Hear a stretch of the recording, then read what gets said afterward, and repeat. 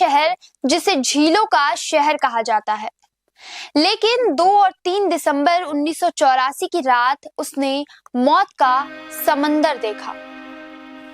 लोग अपने घरों में सो रहे थे और तभी यूनियन कार्बाइड की फैक्ट्री से निकली एक अदृश्य गैस ने पूरे शहर को अपनी चपेट में ले लिया।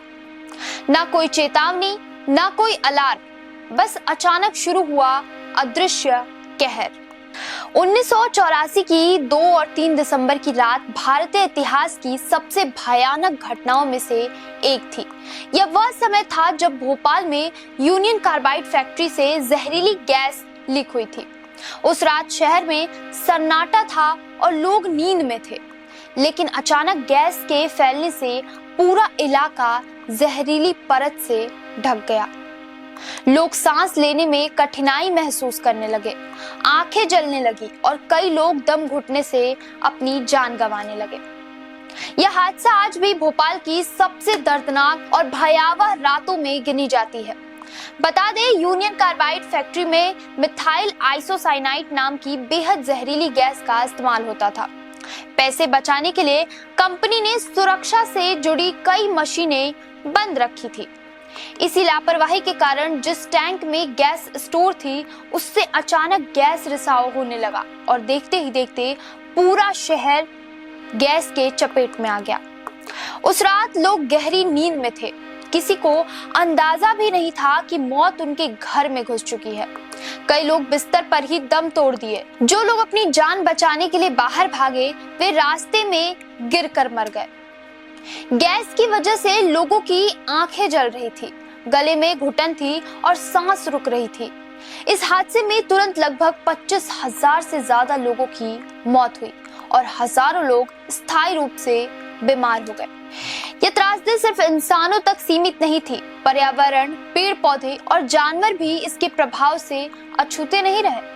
कारोबार ठप हो गया, लोग शहर छोड़कर भागने लगे और पूरे भोपाल में भय और डर का माहौल बन गया। इस त्रासदी का असर सिर्फ उस रात तक सीमित नहीं रहा। आज भी हजारों लोग इस गैस के प्रभाव से जूझ रहे हैं। कई लोग आज भी अंधेपन, सांस की बीमारी और कैंसर जैसी समस्याओं से परेशान हैं। इतना ही नहीं, हादसे के बाद जन्म लेने वाले बच्चों में विकलांगता और गंभीर बीमारियां देखने को मिल रही है। फैक्ट्री के आसपास की मिट्टी और पानी अभी भी जहरीला है, जिसके कारण धीरे धीरे लोग बीमार पड़ते जा रहे हैं।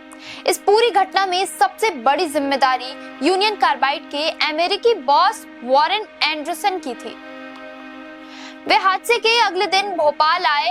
पुलिस ने उन्हें गिरफ्तार भी किया, लेकिन कुछ ही घंटों में उन्हें छोड़ दिया गया और सरकारी मदद से वे अमेरिका भाग निकले।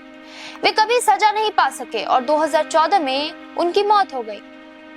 भारत में कंपनी के चेयरमैन केशव महिंद्रा को 2010 में 2 साल की सजा मिली, लेकिन उन्हें भी तुरंत जमानत मिल गई।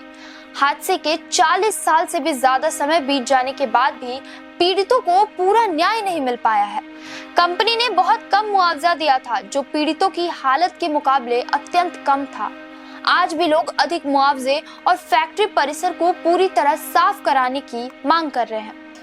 भोपाल गैस कांड हमें यह सबक देता है कि पैसे बचाने के लिए सुरक्षा के साथ खिलवाड़ नहीं किया जा सकता, क्योंकि इंसान की जान सबसे कीमती होती है।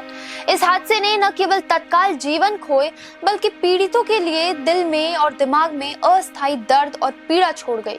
भोपाल गैस त्रासदी आज भी दुनिया की सबसे विनाशकारी औद्योगिक आपदाओं में गिनी जाती है और इसकी याद हर साल लोगों के दिलों में ताजा होती है। भोपाल गैस त्रासदी सिर्फ एक हादसा नहीं, यह एक ऐसी सच्चाई थी जिसने हजारों घर उजाड़ दिए, पीढ़ियों की सेहत छीन ली और आज भी लोगों को दर्द, बीमारी और न्याय की तलाश में जीने को मजबूर कर रही है। 40 साल बीत गए, फैक्ट्री का जहर मिट्टी में घुल चुका है, लेकिन इंसानों के दिलों में छोड़ गए जख्म आज भी ताजा हैं। भोपाल गैस त्रासदी हमें यह सिखाती है कि जब सुरक्षा से समझौता होता है तो उसकी कीमत आने वाली पीढ़ियां अपनी जान देकर चुकाती है। यह त्रासदी इतिहास का हिस्सा नहीं, बल्कि एक चेतावनी है जिसे याद रखना जरूरी है, ताकि फिर कभी कोई शहर, कोई परिवार और फिर कोई रात इतनी डरावनी ना हो।